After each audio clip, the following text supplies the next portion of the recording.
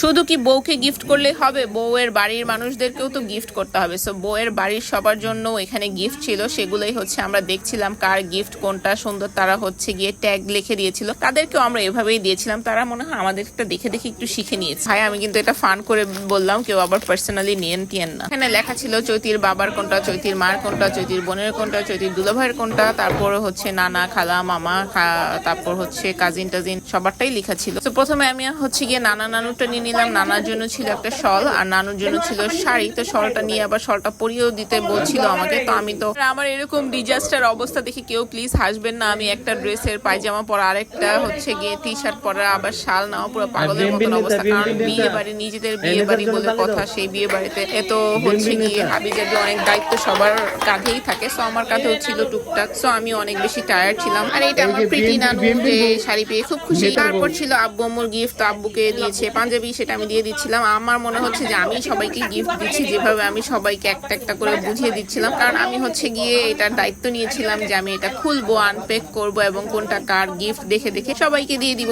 এই টাইমে ফ্যামিলির সবাইকে একসাথে করেছিলাম এবং অনেক বেশি ফান করছিলাম। সো আমি ফাইনালি আমার গিফটটাও পেয়ে গেলাম। মানে আমারকে তারা একটা শাড়ি, অনেক সুন্দর একটা শাড়ি গিফট করেছিল। তো সেটা আমি জাস্ট আমার গায়ে ধরে বলছিলাম যেটা আমি কবে পরবো। এখন আমি পরিনি, খুব সুন পরবো কোনো একটা স্পেশাল অকেশনে। আমার সাথেই থাকবেন আপনারা, আরো নতুন নতুন অনেক ভিডিও আমি দিব।